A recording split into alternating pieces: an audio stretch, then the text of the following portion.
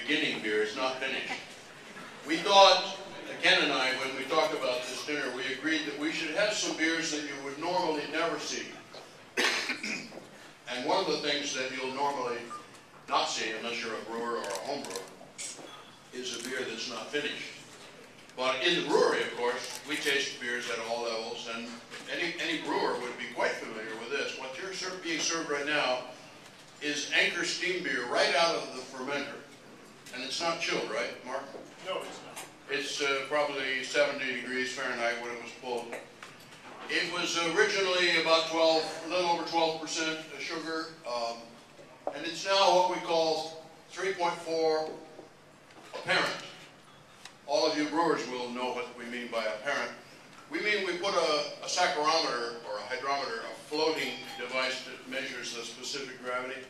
We put it in the fermenting beer and we read what it says.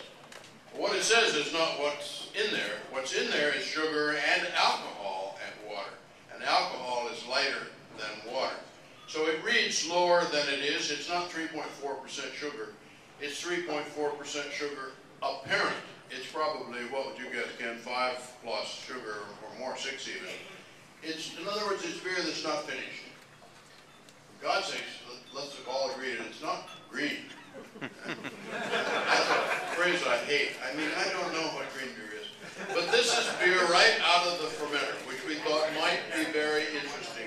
Mind you, in the real world, it would be krausen within the next few days, and it would be fermented again under pressure and carbonated. So what you're going to taste is what in England would be just a normal amount of carbonation. That is just, it's super saturated. So if you stirred it, it would bubble. There's CO2 in there. It's just not under pressure. We thought it might be amusing, interesting, something that you wouldn't normally get. So enjoy it. Hey Fritz, we've been asked to maybe tell some stories during the break here as well. So. Reminisce. Ken says that we've been asked to tell stories. Do you have any stories? I can't think of any yet. Well, I'll tell you one while he's warming up there. We were talking earlier tonight about the early days at Anchor Brewery when I first bought the brewery. And we had what was called a cool ship, where we would pump the hot wort into a shallow pan and let it cool overnight. There was no refrigeration of any kind in our brewery. It was the last medieval brewery in the world, really. And one morning I went into the cool ship, and there were pigeons in the cool ship, in the room. That's a good story. I was telling Fritz, actually, I was at a brewery within the last few years where there were pigeons above their cool ship still. So I won't mention the brewery, although it is in England, and they do make a type of beer in a Burton Union. So some of you may be able to figure that out. But the cool ships, as Fritz was talking about, the brewery that I purchased in Germany, and both, I followed Fritz's lead when he was wanting to expand his brewery from the old place, which that kettle was probably made in San Francisco. Yeah, handmade in San Francisco. Unfortunately, what's happened, or what had been happening in our country with breweries going out of business, was happening in Germany and Europe as well. And breweries were closing back in the late 70s, early 80s at the rate of about one a week. About 50 to 60 small breweries were going out of business. So there was a lot of used copper brew houses on the market. And I had known Fritz had gone over to Germany and found a brew house. And we located one as well. And it had a cool ship in it. And it was something that I wanted to take out. The cool ship is a large, shallow pan fermenter. And those of you who saw Fritz's fermenters along the side, similar kind of an idea, having a very large amount of surface area and a small depth of liquid. The heat can be radiated naturally out into the environment. And the cool ships functioned in two ways. One, it allowed the wort to cool, but it also allowed the protein to settle. And it had a very short distance to settle. And then you could run the clear wort off the top. And the one at this brewery that I bought was an all-hand riveted copper vessel that was probably the width of this room by maybe 40 or 50 feet long.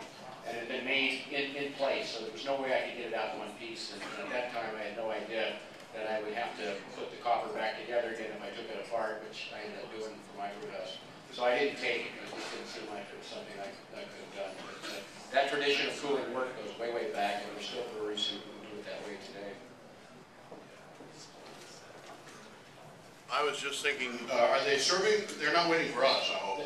They are serving, right? Yeah, we're all just tasting the beer. I'm thinking about this beer that's from right out of the fermenter.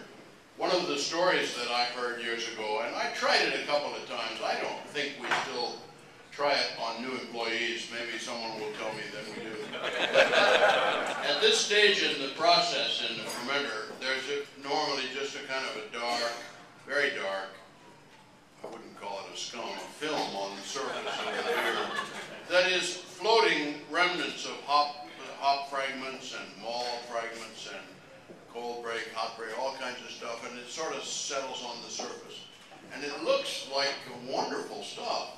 And the joke I read, which we tried a few times on employees, was to tell the new employee, have they tasted that yet?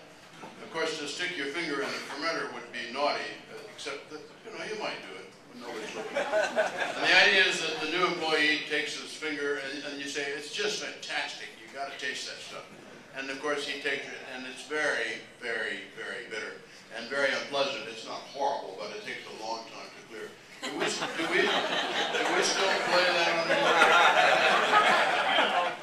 Do you ever do that? I haven't done that. That's something I will.